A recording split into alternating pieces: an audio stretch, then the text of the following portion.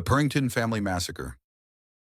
In the still pre-dawn hours of July 9, 1806, a brutal act of violence disrupted the tranquility of a small farming community in Maine. Captain James Purington, a well-respected farmer and militia leader, methodically took the lives of his wife and 7 of his 8 children before ending his own life. This shocking incident, known as the Purington Massacre, sent waves of horror throughout the young American nation and continues to intrigue true crime enthusiasts more than 2 centuries later. The Purington family had appeared to exemplify early American prosperity. James Purington, born in 1760, was a Revolutionary War veteran from a respected family in Bowdoin, Maine. He married Elizabeth Betsy Clifford, and together they raised 8 children: James Jr., Polly, Martha, Benjamin, Anna, Nathaniel, Nathan, and Louisa. Purington was regarded as a diligent and capable farmer. In 1705, in search of new opportunities, he relocated his family from Bowdoin to a farm near Augusta. The move initially seemed promising, as the family quickly integrated into their new community. Purington earned a reputation for being steady, correct, and industrious, known for his self-sufficiency and respectability. On the early morning of Wednesday, July 11, 1806 in Augusta, Kennebec, the residents of this town were horrified to learn that Captain James Purington had brutally murdered his wife, Elizabeth Clifford Purington, and 6 of his children: Polly, 18, Martha, 15, Benjamin, 12, Anna, 10, Nathaniel, 7, and Louisa, nearly 2 years old, before taking his own life. His eldest son, James Scales Purington Jr., 25, escaped with a minor injury, while his second daughter was found gravely wounded and likely believed to be dead by their father. Between 2 and 3 a.m., a nearby neighbor, Mr. Dean Wyman, was awakened by the fleeing boy, who gave a fragmented account of the horrific scene. Wyman and another neighbor, Mr. Ballard, quickly went to the site of the tragedy. Upon lighting a candle, they were met with a scene beyond description. In the outer room lay the perpetrator, face down in a pool of his own blood, his throat savagely cut, with a bloody razor resting on a table beside him. In an adjacent bedroom, Mrs. Purington lay in her bed, her head nearly severed from her body. Nearby on the floor was a young daughter, around 10 years old, who likely heard her mother's cries and rushed to help, only to be killed at her side. In another room, the 2 oldest daughters and the youngest were found. One was horrifically mutilated, while the other was gravely injured, resting her head on the body of her deceased 18-month-old sibling, in a state of shock and near unconsciousness. In the same room as the father, the 2 youngest sons were discovered in bed, both with their throats cut. In a different room, the second son was found on the hearth, severely mutilated. He had fallen with his trousers clutched under one arm, having attempted to escape. A bloody handprint marked the breastwork above the fireplace, likely left by the victim as he supported himself before collapsing. Blood covered the entire house, and near the murderer's body lay the deadly axe. The surviving daughter has not provided any account of the events, as her critical condition inhibits communication, and hopes for her recovery are dim. Polly Purington was awakened by the anguished cries of his mother. Overcome with fear, he jumped out of bed and rushed toward the door of his room, only to encounter his father wielding an axe. The moonlight illuminated the scene. His father struck at him, but due to their proximity, the axe missed its mark and grazed his back, leaving a minor wound. The father swung at him again, missed. At that moment, his younger brother, who shared the bed with him, leaped up and tried to escape through the door. To stop him, their father attacked, which allowed the eldest son to flee. Throughout this terrifying struggle, no words were spoken. From the nature of the wounds, it appeared that Purington intended to sever the heads from the bodies, except for the 2 youngest, whose throats were likely cut with a razor.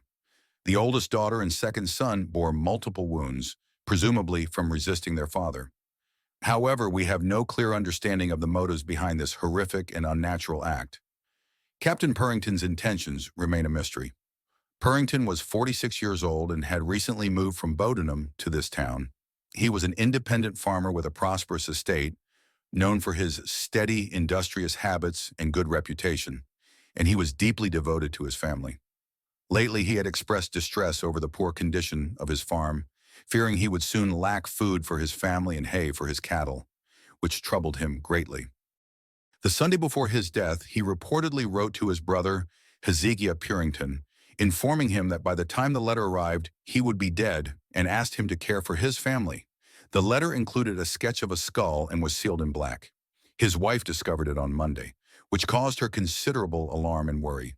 Sensing her distress, Purington tried to reassure her, insisting he had no intention of taking his own life, but rather a premonition of his impending death. Captain Purington was a strong believer in universal salvation, though he was not described as a fanatical or overly religious person. His demeanor in the day leading up to the tragic events seemed marked by a chilling calmness and deliberation. As the day progressed, he sharpened the fatal axe, and when he finally went to bed, he was reading the Bible. The inquest jury ultimately found him guilty of willful murder of his wife and 6 children, and determined that, as a felon, he had also killed himself.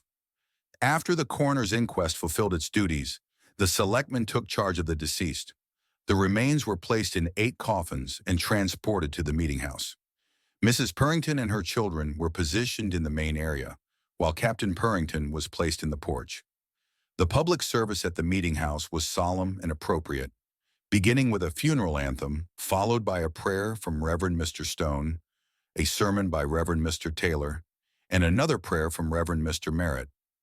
The bodies of Mrs. Purington and her children were laid to rest in the common burial ground, while Captain Purington was buried along the adjoining highway, accompanied by the deadly axe and razor.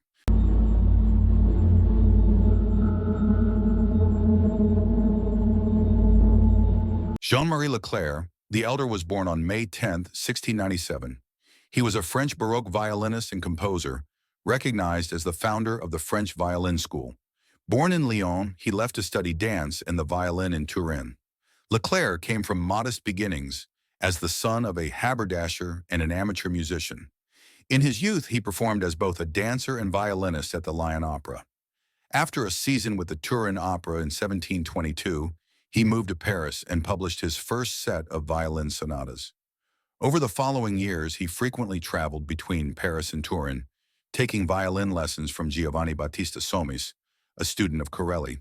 By 1728, Leclerc joined the Concert Spirituel, one of the earliest public concert series. Following the death of his first wife, he married Louise Roussel. His 4-year tenure at the court of Louis XV was marred by jealousy and intrigue involving fellow composer Jean-Pierre Guignon, which ultimately led him to take a position with the Princess of Orange in the Netherlands. In Amsterdam, he studied with Locatelli and dedicated several compositions to the princess. He returned to Paris in June 1743, but soon traveled to the court of Infante Don Felipe in Chambéry, Spain. After returning to Paris in 1745, Leclerc composed his opera Scylla et Glaucus, based on a text from Ovid's Metamorphoses. Although the opera garnered a polite reception, his future relied heavily on his reputation as a violin virtuoso. By 1748, he served as the principal violinist and director of the Duc de Grammont's private orchestra. Following the dissolution of his marriage, Leclerc found himself in precarious circumstances on the outskirts of Paris, where he was playing billiards with a musical friend on the night of his murder. In the early hours of October 23, 1764, Jean-Marie Leclerc was discovered dead in the vestibule of his home, lying in a pool of blood from 3 brutal stab wounds to his neck.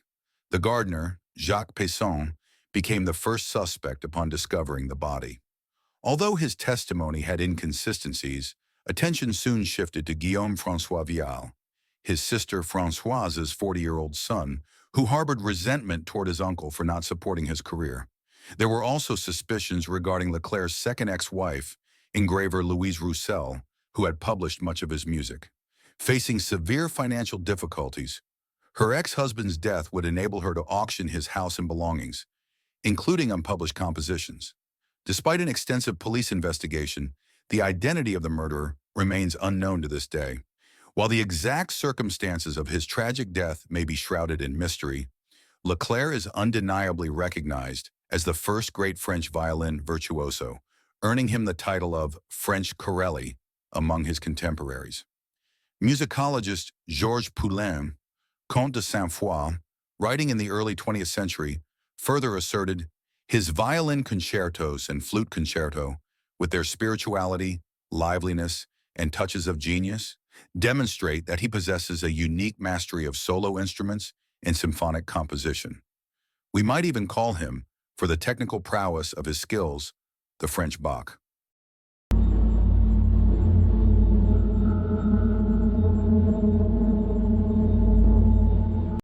In the small, affluent town of Greenwich, Connecticut, the autumn leaves danced in the crisp air, painting the streets in shades of amber and crimson. On October 30th, 1975, Martha Elizabeth Moxley, a bright and spirited 15-year-old with dreams as vibrant as the fall foliage, was preparing for Halloween, her favorite time of year. She had plans to dress up as a witch, complete with a pointed hat and a flowing black cape, and join her friends for a night of fun, laughter, and trick-or-treating. As dusk settled over the neighborhood, Martha left her home on a mission to gather with her friends. Her laughter rang through the cool air, a melody of youth and joy. The Moxleys had recently moved to Greenwich, and Martha was eager to make new friends and create lasting memories in this picturesque community.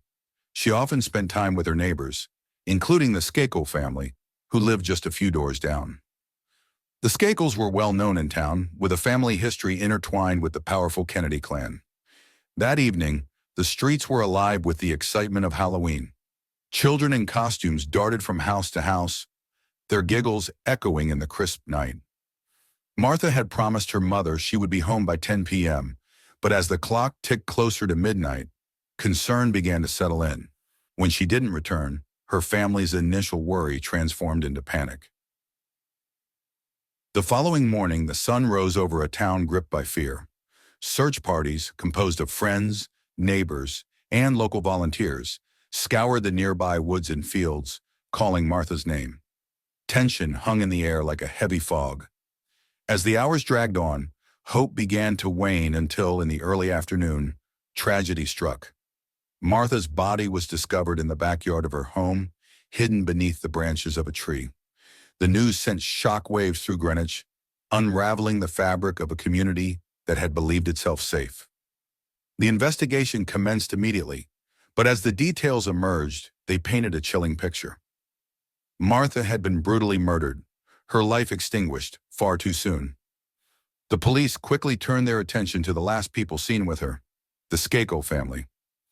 Michael Skakel, a teenage boy at the time, was particularly scrutinized, as he had reportedly been out with Martha the night she died.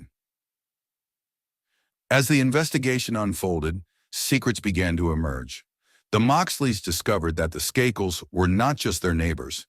They were part of a larger, complicated web of privilege and power. Rumors swirled about the Skakels' connections to the Kennedys, and the community was forced to confront its own biases and assumptions. Martha's death became more than just a tragedy.